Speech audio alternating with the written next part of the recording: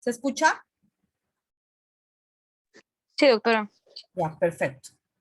Entonces vamos a hablar, como les decía hoy, de material e instrumental en endodoncia, es una primera parte. Y por supuesto, perdón, una segunda parte, y en la primera parte vamos a hablar un poquito sobre bioseguridad.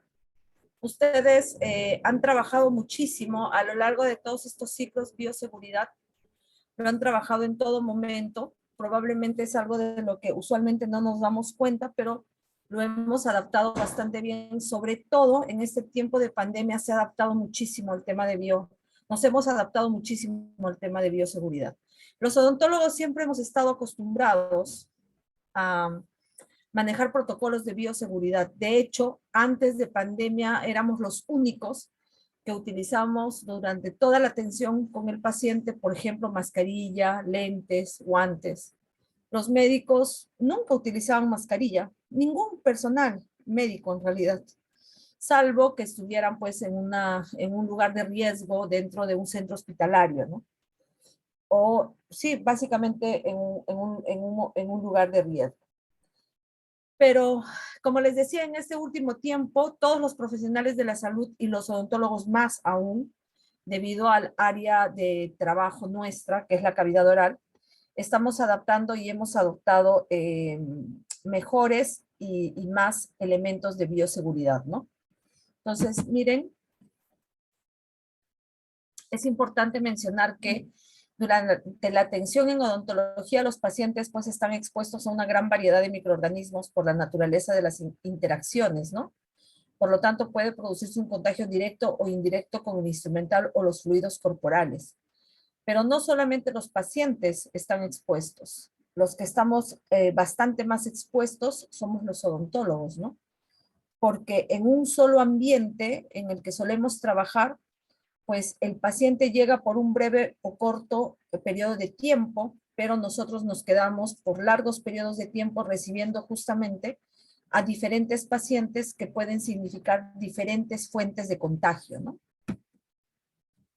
Establecer las medidas de prevención para evitar enfermedades de riesgo profesional y la infección cruzada entre el profesional odontólogo y el personal auxiliar, personal de limpieza y personal de laboratorio es de suma importancia. Es sabido por estudios de investigación que los aerosoles en odontología emanados de las piezas de alta, los aerosoles que se producen, que tienen gotículas de sangre, saliva, pueden viajar hasta 2.8 a la redonda. Por eso es que siempre que atendemos a un paciente, está expuesta, por ejemplo, el personal de asistencia, en algunos casos el personal de limpieza, en algunos casos el familiar que acompaña, y por supuesto nosotros los odontólogos, ¿no? Entonces, conocer los diferentes medios para disminuir o eliminar estos, digamos, microorganismos o estas formas de infección o de contaminación es de mucha importancia.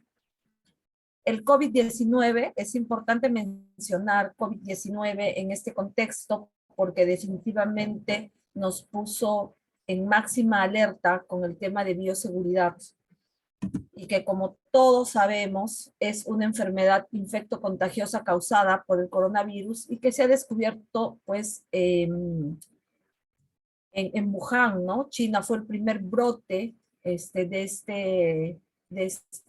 digamos, de esta enfermedad. Eh, Antes, en odontología, considerábamos como enfermedades realmente de alto riesgo hepatitis B, VIH, tuberculosis, y ahora en primerísimo lugar se encuentra COVID-19, ¿no?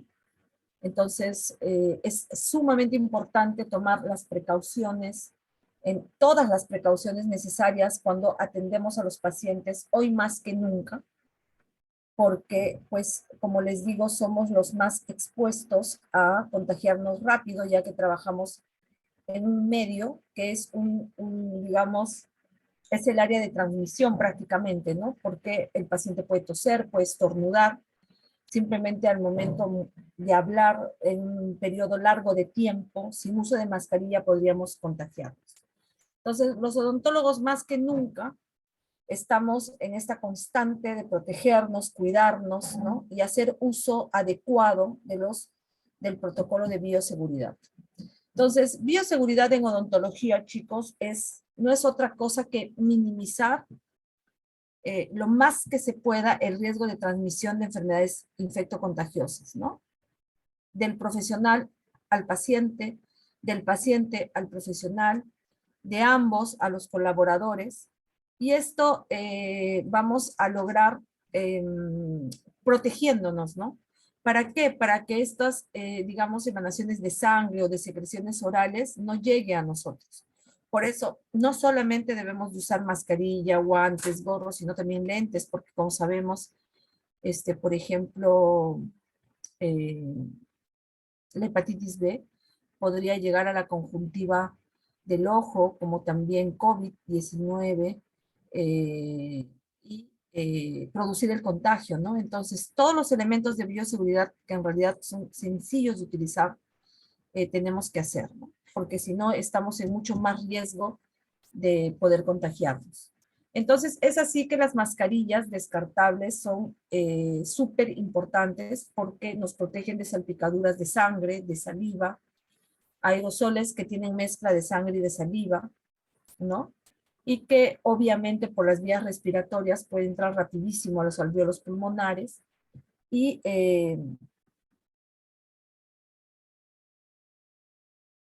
contagiarnos, ¿no? Y producir un problema severo en nosotros.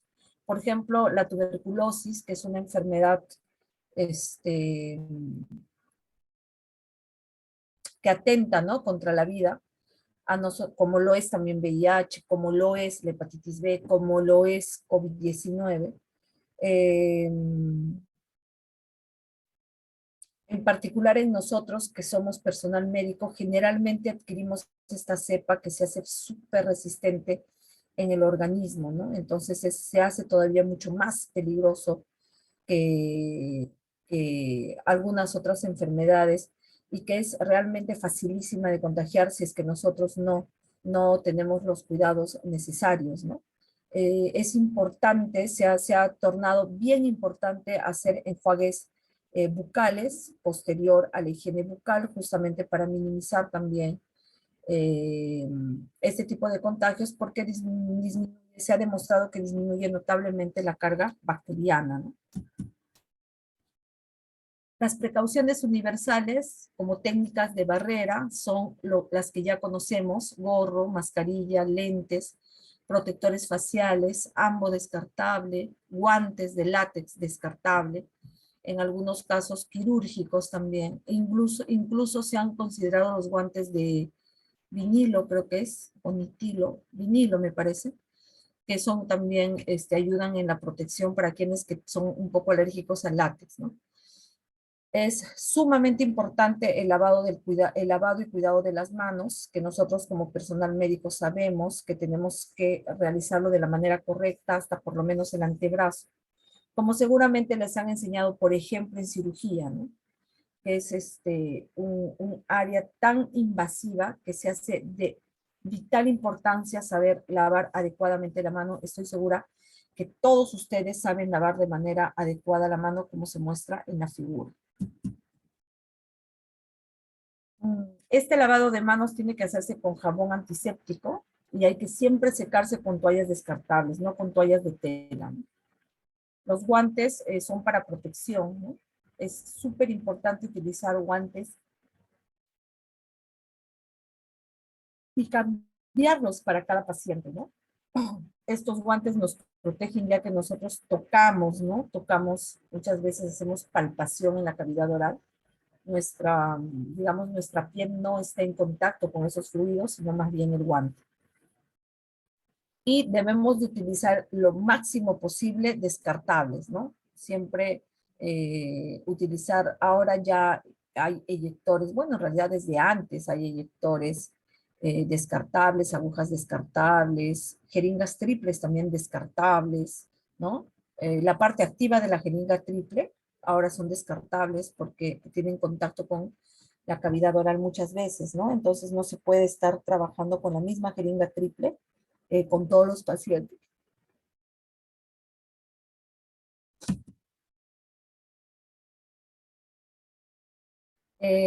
Siempre en nuestro, ya sea en la clínica o en nuestro consultorio o en un centro hospitalario, existe una caja de seguridad en donde se desechan los elementos punzocortantes. Súper importante que tengan esta caja, que tengamos todos esta caja. ¿Por qué? Porque así protegemos también al personal que recicla desechos, digamos, cuando desechamos estos elementos punzocortantes, los recicladores que saben que estos elementos son biológicamente inseguros, entonces digamos que no los tocan, ¿no? Lo mismo que cuando desechamos la basura, digamos, del consultorio en una bolsa roja, los recicladores también saben que estos elementos son inseguros o peligrosos, entonces también no los abren. Es importante saber nosotros este detalle para poder manejar los desechos del consultorio, ya sea punzocortante o los desechos de algodón, ¿no? De gasas con secreciones salivales, de sangre, eh, películas radiográficas, etcétera, etcétera. Entonces es muy, muy importante tomar en cuenta estos pequeños detalles, ¿no? Por supuesto, es súper importante utilizar lentes, como les había dicho, porque ya que puede ingresar por las membranas oculares, ¿no? No solamente el hepatitis B, sino también hoy en día el COVID, el TBC, etcétera, etcétera. Esterilización y desinfección de la pieza de mano es muy importante. Bueno, ustedes no lo van a poner a cualquier esterilizador, ¿no? La pieza de mano se esteriliza con autoclave, pero saben que ahora existen elementos que nos permiten desinfectar y esterilizar la pieza de mano con algunos elementos que más adelante vamos a poder observar y detallar de manera general. También existen unos elementos plastificados que se utilizan en los equipos, ¿no? ¿A qué equipos nos referimos? Al contraángulo, o pieza de mano, pieza de baja, lámpara de luz halógena, la jeringa triple, ¿no? Todos esos elementos pueden ser protegidos con protectores plásticos que se descartan con la atención a cada paciente, ¿no? Es uno para cada paciente. Es muy importante limpiar las superficies como la mesa de trabajo auxiliar, la mesa de trabajo principal, las zonas críticas en la unidad dental, es decir, de donde el paciente se agarra o donde el paciente se apoya, ¿no? Es muy importante limpiar siempre entre paciente y paciente. Se recomienda no con hipoclorito, sino más bien con alcohol al 70%, para poder hacer la desinfección, y ahí como van a ver otros elementos que no dañan el material utilizado. El hipoclorito generalmente daña los materiales, es un excelente desinfectante, pero también daña, ¿no? La superficie. Sin embargo, hay superficies que no van a ser dañadas, como por ejemplo la mesa auxiliar de trabajo muchas veces son de granito, ¿no? O de mayólica, entonces obviamente se usa el hipoclorito. Pero por ejemplo para la unidad dental es mejor utilizar alcohol o glutaraldehído, ¿no? Que no van a dañar, digamos, las superficies, pero sí las van a desinfectar. Uh, la desinfección disminuye el número de microorganismos, por lo tanto reduce el riesgo de infección, y la esterilización destruye las formas de vida, ¿no? Y por lo tanto también reduce el riesgo de infección, ¿no? Destruye bacterias, esporas e incluso hongos, ¿no? En endodoncia, la esterilización es elemental. Todos los instrumentos en endodoncia se pueden esterilizar y desinfectar. Esterilizar y o desinfectar, ¿no? Todos, absolutamente todos los elementos. Doctora, pero esto está nuevo. Sí, pues está nuevo, pero no significa que esté limpio o estéril, ¿no? Va a depender mucho del tipo de almacenamiento, etc. Evidentemente, ahora que trabajemos en maqueta, pues esto no es riguroso, ¿no? Pero cuando se trabaja en pacientes, absolutamente riguroso e imprescindible manejar materiales e instrumental que estén debidamente esterilizados, ¿no? La esterilización elimina todas las formas vivientes y con ella se logra destruir las formas vegetativas y de esporas, ¿no? La esterilización se puede conseguir a través de medios físicos como el calor y por medios de sustancias químicas también, ¿no? El autoclave, que es otro medio ay, perdón, es otro medio de, digamos, de eliminar todo tipo de contaminación. Es una esterilización al vapor que, por ejemplo, en la universidad se utiliza el sistema de autoclave. Es un medio mucho más eficaz para la eliminación de las bacterias. Estos equipos emplean el vapor de agua saturado a una presión de 15 libras, lo que permite que la cámara alcance una temperatura de 121 grados, ¿no? El tiempo de esterilización usualmente es de 15 a 20 minutos, ¿no? Sin embargo, en algunos casos es necesario variar el tiempo de esterilización o aumentarlo. Por ejemplo, en la clínica de odontología se esteriliza media hora, me parece. Existen indicadores de proceso. Estos indicadores de proceso se colocan en la caja que está envuelta en papel craft. Y cuando cambia de color y aumenta la temperatura se marcan, ¿no? Indicando que efectivamente ha habido proceso de esterilización. También existe una esterilización por calor seco, en el que se usa 16 grados centígrados por 2 horas o 180 grados centígrados por 1 hora y media. Lo ideal es saber a qué tiempo se llega a la temperatura deseada y cuánto tiempo la mantienen, ¿no?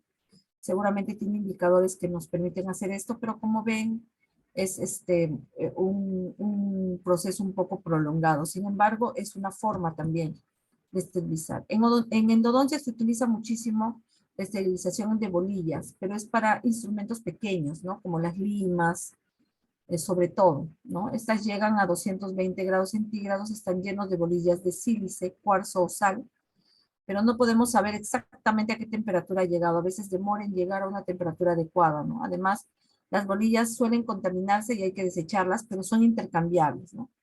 Este aparato nos sirve para instrumentos bien pequeños, ¿no? Es un esterilizador de bolilla altamente conocido y utilizado en endodoncia, ¿no? Les decía, todo material en endodoncia se esteriliza, ¿no? Desde la platina hasta las puntas de papel, ¿no? Por ejemplo, los conos de gutapercha, que si nosotros los sometemos a calor se derrite, obviamente no lo vamos a llevar a esterilizar, o al autoclave no se va a llevar, ¿no? Pero se puede desinfectar con hipoclorito, con glutaraldehído, con alcohol yodado, con alcohol médico, digamos, y con clorexidina al 2%, ¿no? Existen otras formas. Después todo el material, los conos de papel también se pueden esterilizar, obviamente en su recipiente, en un recipiente adecuado, tal y como se puede esterilizar el algodón y las gasas, ¿no? Igual.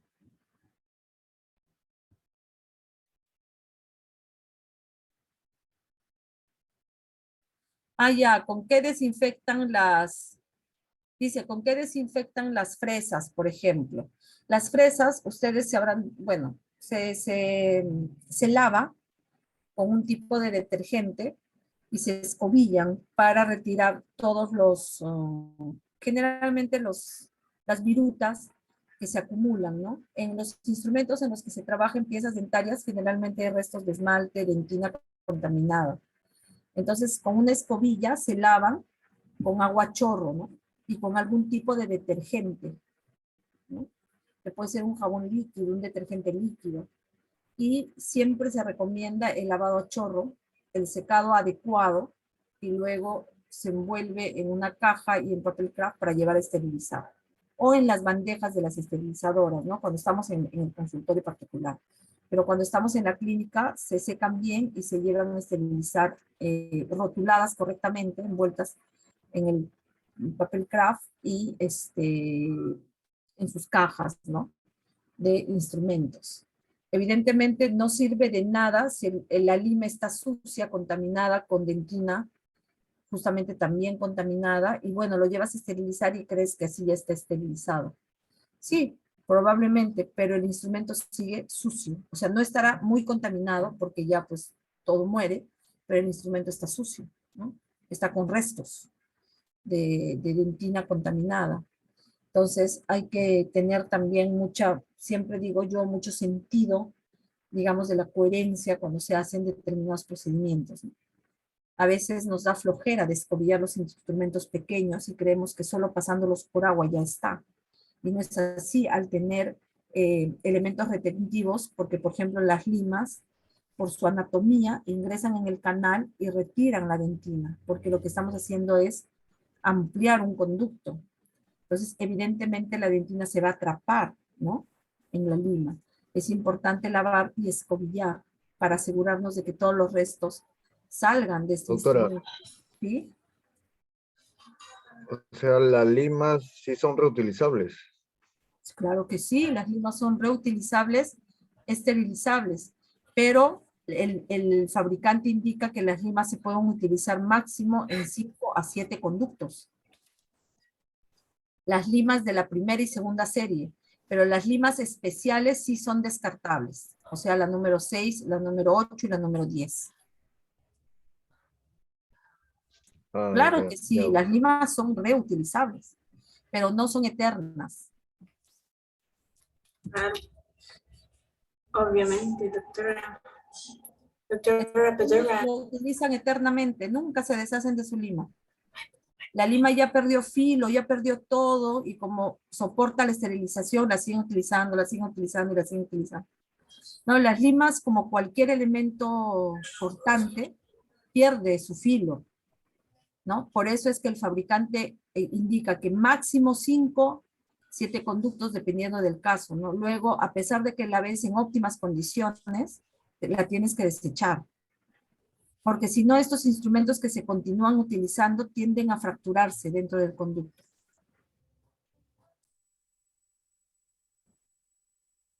¿Cuándo fracasa la esterilización? Cuando la limpieza del instrumental no es correcta, cuando está mal acondicionado, es decir, no está debidamente rotulado, secado, porque la mayoría, por ejemplo, de los profesionales compramos, voy a ponerme también en el grupo, instrumental económico, ¿no? Por ejemplo, los israelíes son un tipo de instrumental bastante económico, pero cuando tú no secas correctamente estos instrumentales y los llevas a esterilización o autoclave, muestran algunas zonas de oxidación, y eso es pésimo para llevar a cavidad oral, ¿no? Los instrumentos no tienen que tener ningún rastro o signo de oxidación, porque se mantienen en contacto con la mucosa.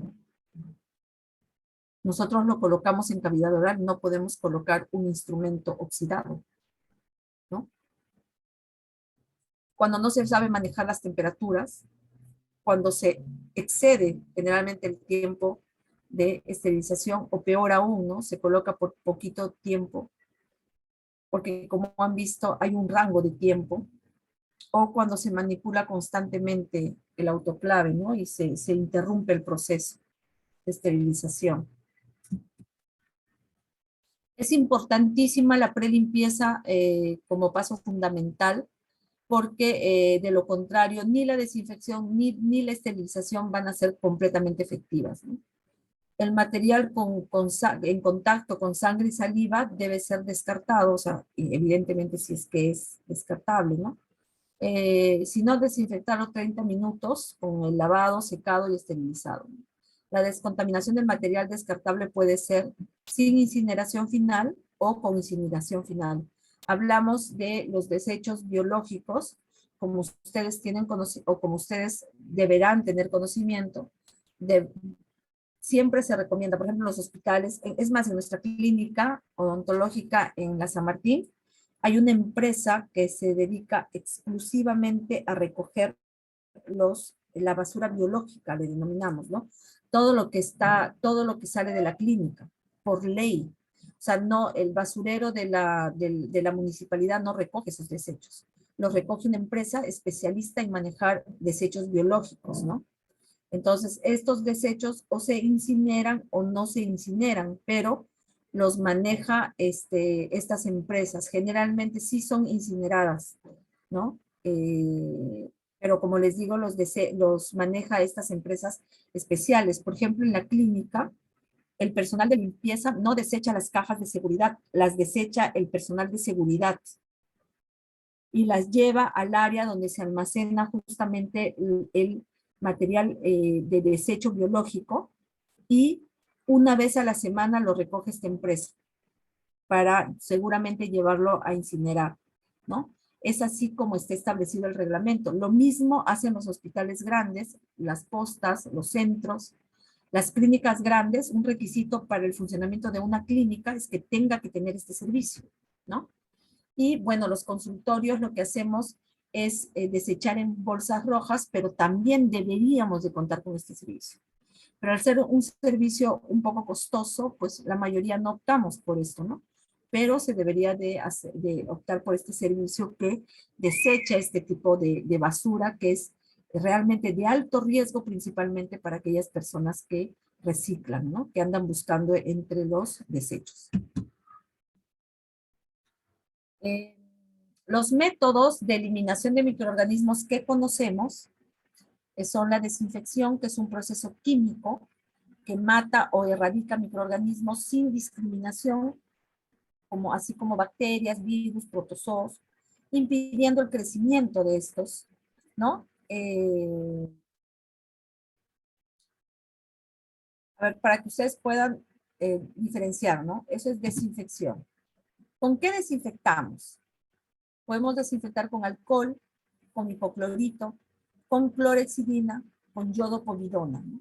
En sus diferentes presentaciones. El instrumental endodóntico se puede desinfectar con solución de glutaraldehído al 2% durante 30 minutos. Se deja remojar el instrumento que ya se ha utilizado, previamente lavado. Se deja remojar durante 30 minutos con esta solución desinfectante. Con el hipoclorito se deja 30 minutos, pero al 1%, ¿no? Esta presentación de hipoclorito es al 5%, o sea, se tiene que diluir para hacer remojar el instrumento, ¿no? Solución de yodopovidona del 2.5% durante 30 minutos. Limpiador ultrasónico es lo ideal, pues logra una mejor higiene. Dicen, las vibraciones son muy efectivas y se realizan durante 5 minutos. Luego, obviamente, se realiza el enjuague, lavado, enjuague, secado y esterilizado, ¿ya? Eso es lo recomendable. Obviamente va a haber lugares en donde no, cuando ustedes trabajen, empiecen a trabajar lugares donde no hay luz, donde no se puede esterilizar, o donde hay luz, pero no hay un medio de esterilización, ¿no? Digamos una máquina, un esterilizador, un autoclave. Entonces perfectamente pueden trabajar con estos desinfectantes, ¿no? Se enjuaga, se lava, se seca y se puede utilizar. El ideal es enjuagar, lavar, volver a enjuagar, secar y esterilizar para que se pueda utilizar en el paciente. Pero hay situaciones obviamente muy adversas en donde va a ser suficiente con un medio de desinfección, ¿no? El glutaraldehído se usa durante 30 minutos para poder desinfectar, de 6 a 10 horas para esterilizar. Lamentablemente no se puede pues hacer una verificación porque no es como un esterilizador que te marque el tiempo, la alta temperatura, ¿no? Digamos lo que te señala el fabricante de lo que logra hacer esta máquina, ¿no? Es un poco tóxico y altera el instrumental, pues lo cambia un poquito, como que a ver, ¿cómo les puedo decir? O sea, cuando tú usas mucho glutaraldehído, es como que aparecen como, es evidente que te has utilizado glutaraldehído, no sé cómo explicarles, como que queda como rastros, ¿no? Yo, por ejemplo, cuando he usado glutaraldehído, el que yo usaba, me acuerdo muchísimo cuando estaba en el Perú, era de un color naranja intenso. Es claro que yo lo enjuagaba rápido, ¿no? Y lo trataba de lavar y secar bien y no se notaba mucho ese color que a veces suele dejar, pero si eres digamos, personal un poco descuidado y lo enjuagas como sea y lo secas como sea, obviamente va a quedar evidencia del uso de este desinfectante, ¿no? Hay un control biológico que se debería de hacer, que se hace con tubos de ensayo, ¿no? Se esterilizan con autoclave y estufa, se seca el tubo y se realiza un cultivo justamente para verificar, ¿no? Si hay contaminación o todavía quedan restos de bacterias, ¿no? Esporas, hongos, que hay mucho en cavidad oral, ¿no? Si hubo crecimiento bacteriano significa que la esterilización no ha servido, ¿no? Hay que hacerlo periódicamente. Esto es para controlar el sistema de esterilización que se está utilizando, ¿no? Es importante que ustedes sepan, porque muchas veces el odontólogo se queda como jefe de un centro de salud. Entonces, puede suceder un caso en el que esté sucediendo que no están esterilizando bien o tienen dudas, entonces sabes que al patólogo o al biólogo o al microbiólogo del área, puedes pedirle que haga un control biológico a través de estos tubos de ensayo, ¿no? Es importante conocer estos métodos y estas formas. ¿Cómo se hace el control de la infección en endodoncia? Bueno, se previene el contagio directo del paciente profesional y se previene el contagio cruzado entre el paciente y paciente y se evita la contaminación en la cavidad pulpar, ¿no?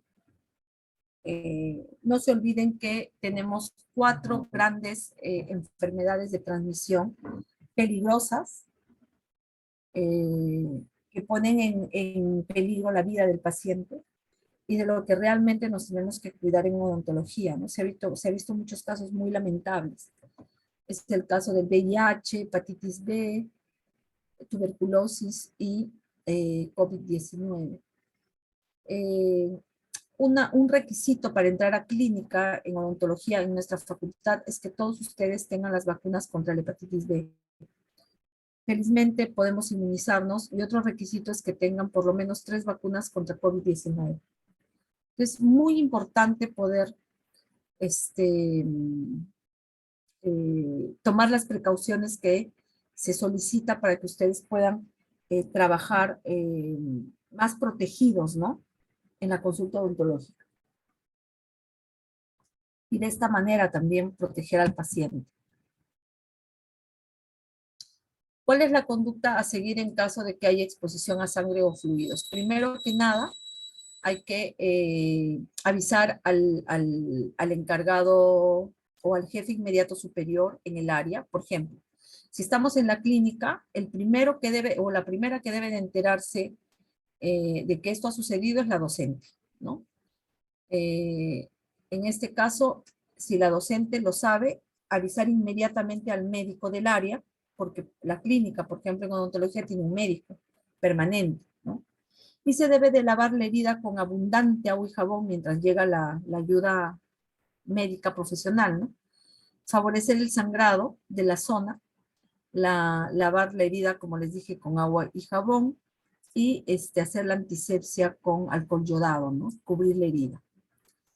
Si el contagio es con mucosa, o en la mucosa, ¿no? Digamos, o el pinchazo, lavar con agua y suero y no usar desinfectantes.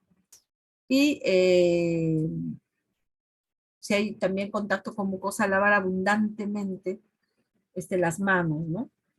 Es cómo se debe de reaccionar. No es que pasa que me pinché y me callo. Y bueno, a ver, veo qué hago, de repente me lavo un poquito las manos y bueno, a rezar, ¿no? No es así. Es un episodio de cuidado cuando estamos atendiendo a un paciente y por accidente te pinchas con la aguja que anestesiaste o con la lima que pusiste en la pieza para extirpar la pulpa, o con el explorador que estuvo en contacto con todo el fluido salival. Entonces, es realmente un episodio de cuidado, no es para la posibilidad de que te contagies de algo que ponga realmente en peligro tu vida no es alta, pero existe la posibilidad. Entonces, hay que tener mucho cuidado con este tipo de episodios y saber exactamente cómo actuar. Bien, lo que podemos concluir de cuidados y bioseguridad en odontología y específicamente en endodoncia es que debemos considerar a todos los pacientes como potenciales infectados. La esterilización es importante para eliminar o disminuir microorganismos y debemos de seguir los pasos indicados para una correcta esterilización. Por supuesto, en caso de que suceda, actuar como corresponde, comunicando inmediatamente al jefe inmediato superior y este a su vez al responsable de los cuidados médicos, que en este caso puede ser el médico o la enfermera, o sea, un personal médico a cargo, y por supuesto tomar las medidas que sean necesarias a nivel local para minimizar los riesgos, ¿no? ¿Alguna pregunta hasta ese punto?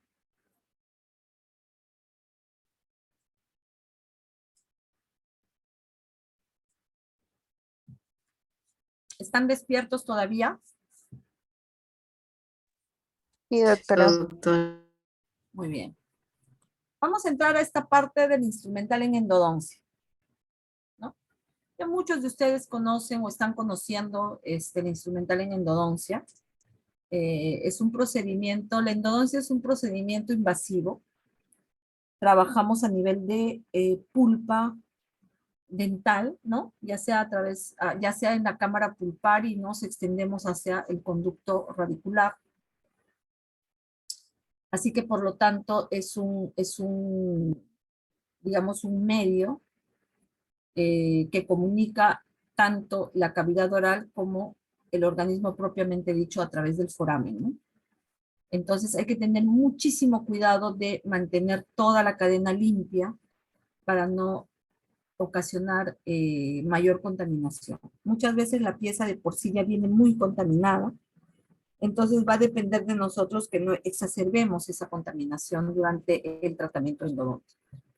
Existe una gran cantidad y variedad de instrumentos en endodoncia, materiales y aparatos, ¿no? Que nos son de mucha ayuda para poder trabajar un tratamiento endodóntico y que en cierta medida nos augure el éxito de este tratamiento, ¿no? Como ven acá, pues están las famosas limas, todo el material de aislamiento absoluto, la regla milimetrada, por ejemplo, ¿no? Que es de gran ayuda para establecer la longitud del trabajo, así como el instrumental clínico, ¿no? Bueno, estas limas son también para la preparación biomecánica, pero en el sistema rotatorio, ¿no? Miren, tenemos el instrumental clínico, que son los exploradores, las sondas, las sondas que son instrumentos grandes para poder entrar al conducto, ¿no? El explorador endodóntico, no se olviden. Los espejos planos, grandes para ver la entrada del conducto, y también hay espejos que vienen con aumento, porque ya que la entrada del conducto es pequeña, los espejos con aumento nos pueden ayudar a ver un poquito mejor estas entradas. Las pinzas, ¿no? Para algodón, que son de muchísima ayuda, y las curetas o cucharetas de dentina, ¿no? Que también son de mucha ayuda, principalmente para limpiar la cámara pulpar, una vez que se hace el ingreso. Los instrumentos para la endodoncia son la famosa jeringa Cárpule, las agujas cortas, las anestesias, ¿no? Los cartuchos de anestesia, que pueden ser con o sin epinefrina, ¿no? Y la anestesia tópica.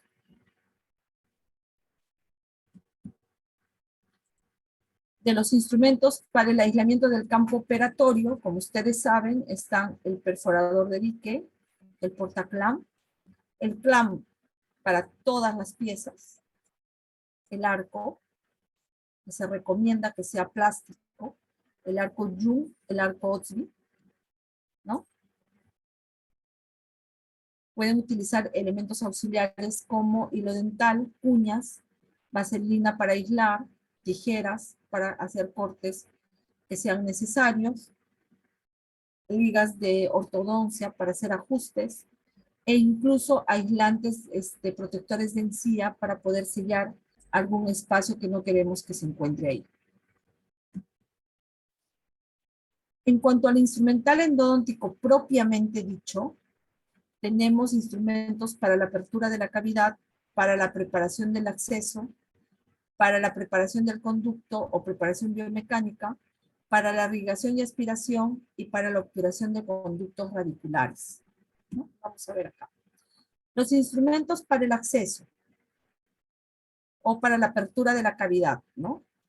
Son, bueno, un motor de alta velocidad, fresas redondas, cucharitas de black, que son las cubetas de dentina, cinceles, si es que quiere hacer algún... los cinceles son como unos instrumentos que son de un corte ligeramente ancho, no he puesto aquí la fotografía, pero los cinceles nos ayuda con algunas imperfecciones, ¿no? Como si uno quisiera hacer una pared un poco lisa para ya no usar fresas. Y puntas diamantadas troncocónicas de punta inactiva, ¿no? Para desgaste compensatorio, la literatura nos indica algunos instrumentos como por ejemplo las piso, las endoseta y las gate gliden, ¿no? También. Pero en mi opinión las piso y las gate gliden son muy bruscas, ¿no? Sin embargo, sí se pueden utilizar para este desgaste compensatorio. Las que más utilizamos y recomendamos utilizar son las endoseta, ya que tiene una forma adecuada, es larga, laminada, con harto filo, pero con punta inactiva. Miren, antes de que el conducto sea instrumentado, deben de seleccionarse los instrumentos necesarios para que puedan ser usados de una forma simple, ¿no? Disponemos de instrumentos para la preparación del conducto y todos son capaces de limpiar, pero su diferencia radica en la manipulación. O sea, nosotros tenemos, se refiere a que, por ejemplo, tenemos limas, tenemos escariadores, tenemos limas Hedstrom, tenemos limas tipo K, tenemos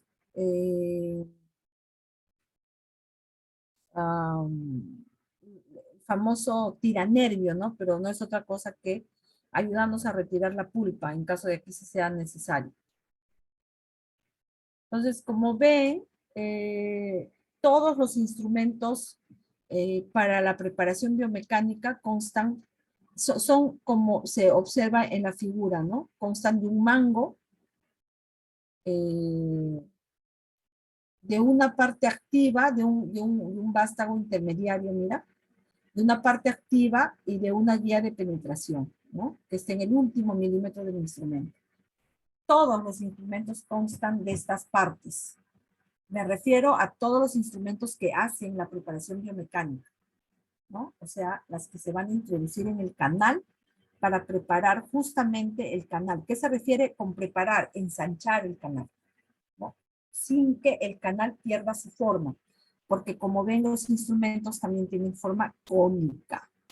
Son más angostos en la punta y se van ensanchando hacia el medio, ¿no? Miren, aquí están. Las normas de estandarización para la fabricación de los instrumentos endodónticos, ¿no? Los instrumentos deben ser numerados desde el 10 hasta el 140. O sea, tenemos la serie especial, la serie, digamos, de la primera serie, la segunda serie y también la serie especial, pero por arriba del 80, ¿no? Ellos son el 90, el 100, el 110, el 120, ¿no? Se utilizan generalmente estos instrumentos, los de la serie especial, pero de la segunda serie, para conductos en los que, por ejemplo, no ha habido cierre de ápice, ¿no? Entonces son conductos súper amplios, en donde el tope apical es totalmente diferente.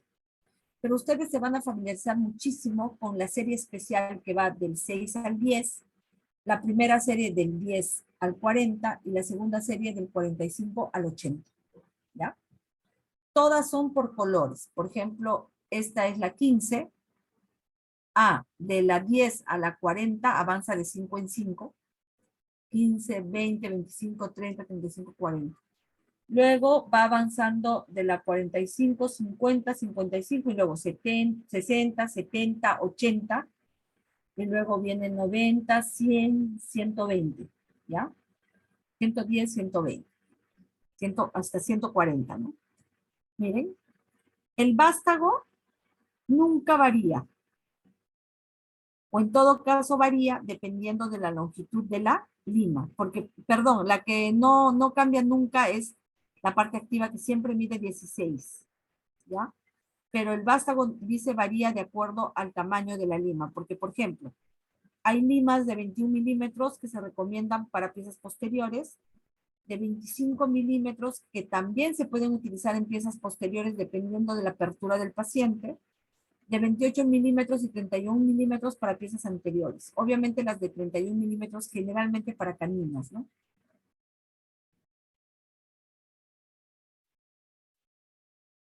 La parte laminar dice siempre debe tener 16 milímetros, es correcto. ¿Ya? Y el vástago es el que puede variar según la longitud del instrumento. Miren, aquí está. Este es el instrumental para, es un extractor pulpar, también llamado tiranervio, ¿no? Es un vástago de acero inoxidable con púas, como se observa acá.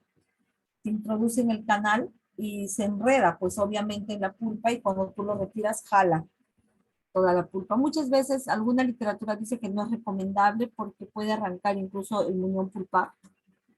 Tiende a no utilizarse en demasía, pero es importante que ustedes conozcan que ese instrumento está, ¿no? Está, algunos tienen el mango metálico y otros no, y que también se diferencian por colores, ¿no? Viniendo para determinar el ancho, ¿no? 20, 25, 30, 35, 40, 50, 60. No es que sean igualitos a los de la serie, ¿no? Pero sí vienen por color para diferenciar en número, ¿ya?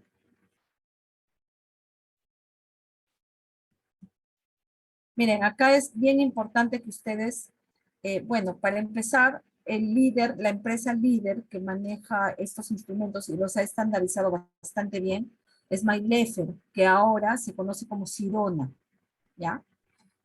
Hay también instrumentos colombianos, brasileños, pero que no están muy estandarizados. Por lo menos no como Sirona ha estandarizado y tiene tanta experiencia en cuanto a estos instrumentos, ¿no? Es una empresa alemana.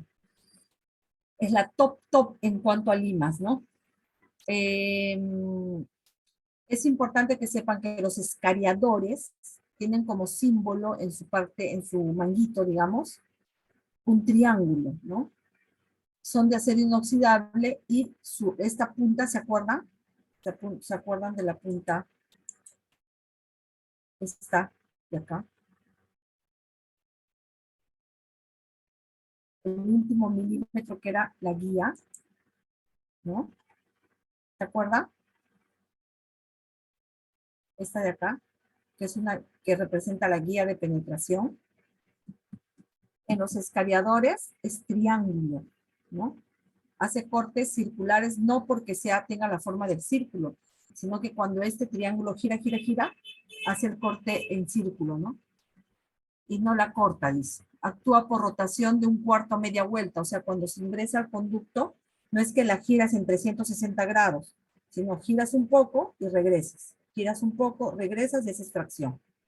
Eso se llama cinemática del conducto. Por estos no se usa en conductos curvos, o sea, el escariador no se usa en conductos curvos, ¿no?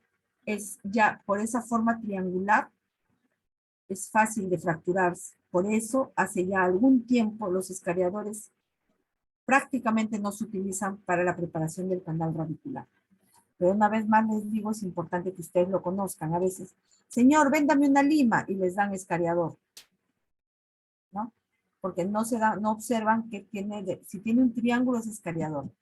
Pero si tiene un círculo, es la famosa lima Hedstrom, ¿no? Miren, es como si fuera ¿cómo les puedo decir? Claro, como si fuera, que tiene forma de helicoidal, ¿no? Un vástago cónico, ¿no? Su superficie de ataque, generalmente esta lima se utiliza para retirar un poco cuando ya hemos hecho la obturación, nos ayuda a retirar un poco la gutapercha. Hay que trabajar con mucho cuidado con estos instrumentos. No, tampoco se giran en 160 grados, pues, ¿no? O 180 grados, no se puede hacer vuelta completa, sobre todo en conductos curvos, ¿no? Ya que es una lima muy cortante y por la cinemática, por la forma en que está fabricada, digamos, no permite hacer estos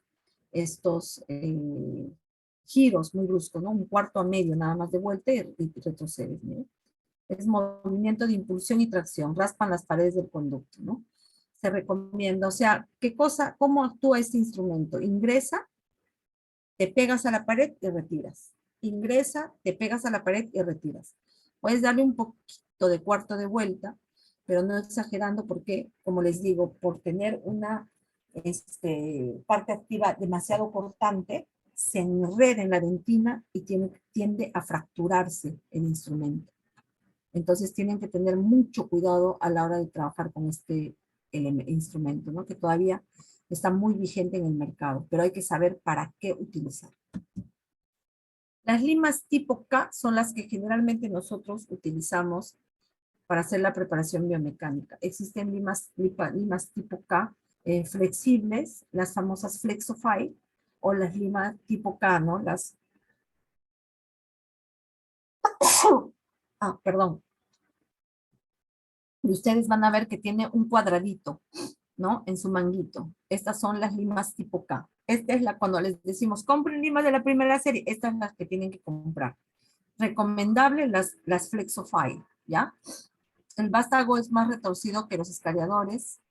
Se coloca con un movimiento de impulsión y tracción y también rotación, pero muy poca, ¿no? Se introduce en el interior del conducto, uno se pega a la pared y se tracciona con algo de rotación, como acá indica, giro de un cuarto a medio de vuelta. Presión lateral y retiro, ¿no? Nunca vuelta completa. Ningún instrumento generalmente te permite esto. Mira, no se olviden, cuadradito, las limas tipo K. Ingresas el conducto, giras un cuarto y medio, haces presión en las paredes, o sea, lateral, y retiras. Esta es la cinemática del conducto, la manera de, perdón, del instrumento, es la manera de trabajar.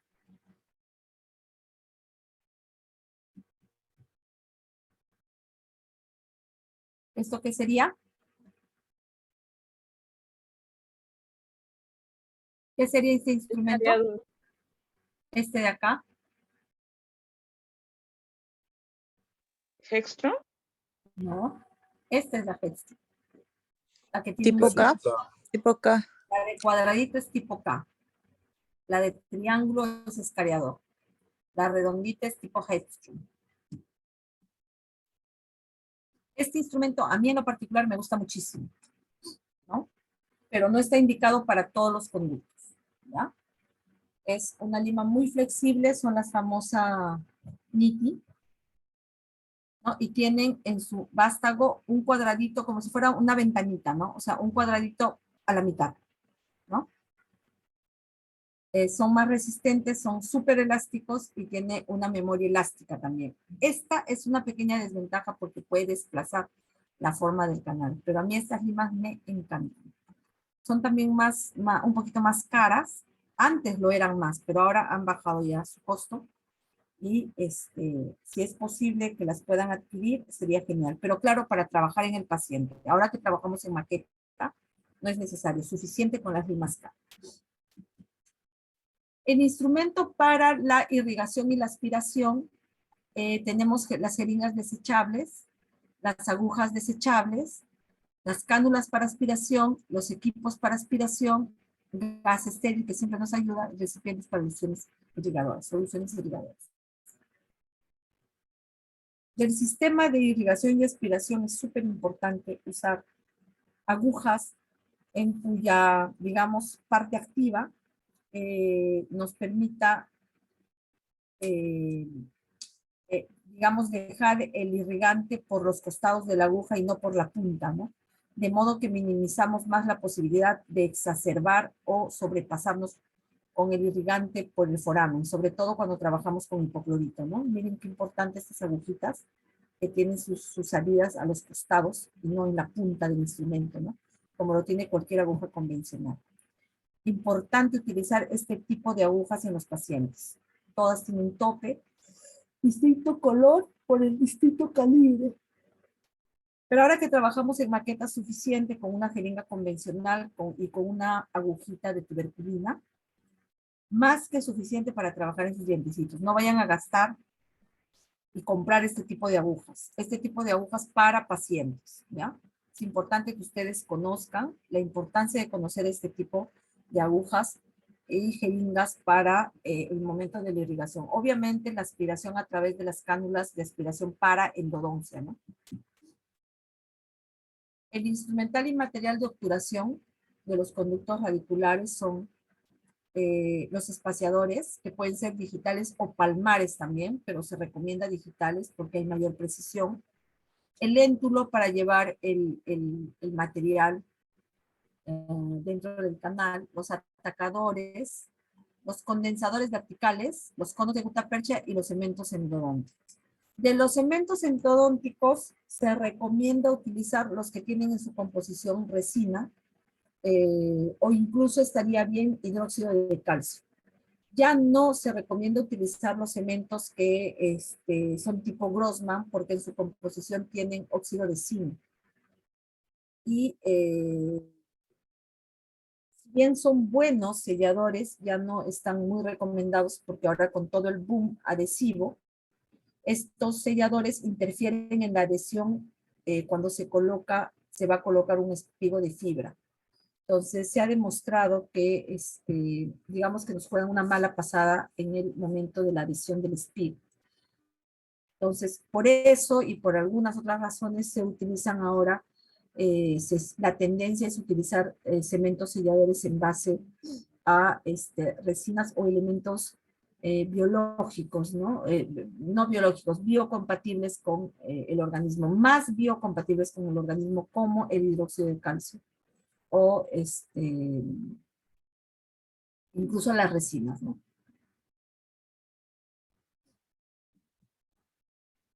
Estos son los espaciadores.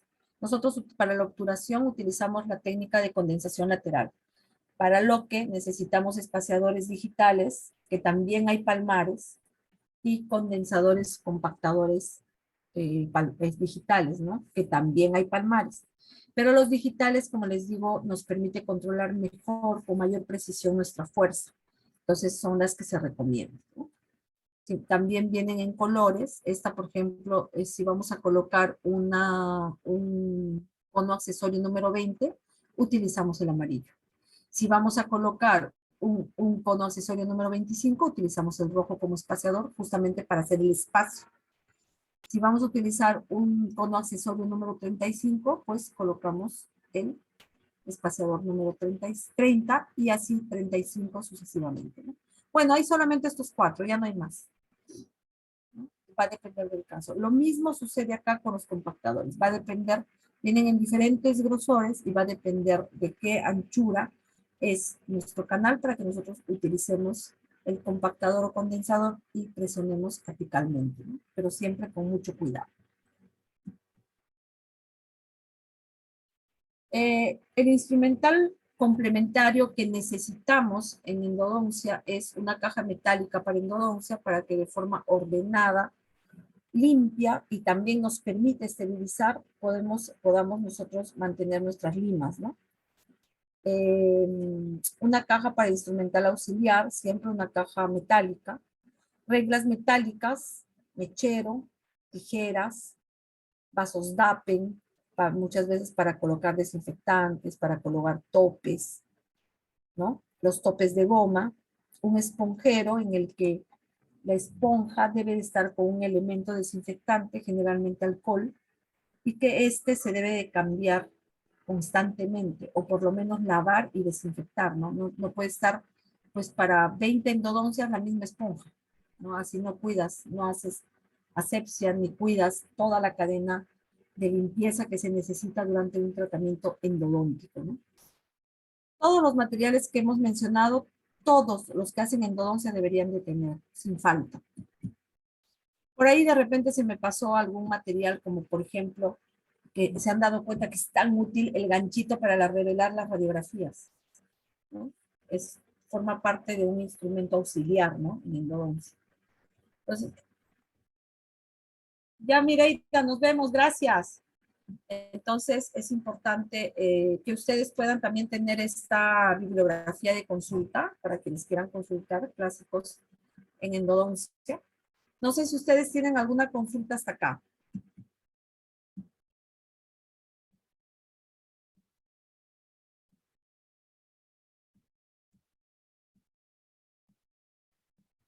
¿No? ¿Ninguna? ¿Todo claro?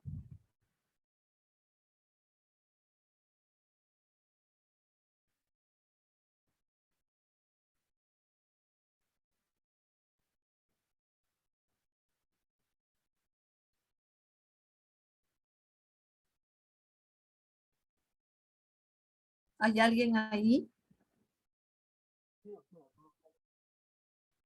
Ah, Sí, todo claro. Sí, doctora. Todo claro. ya, a ver.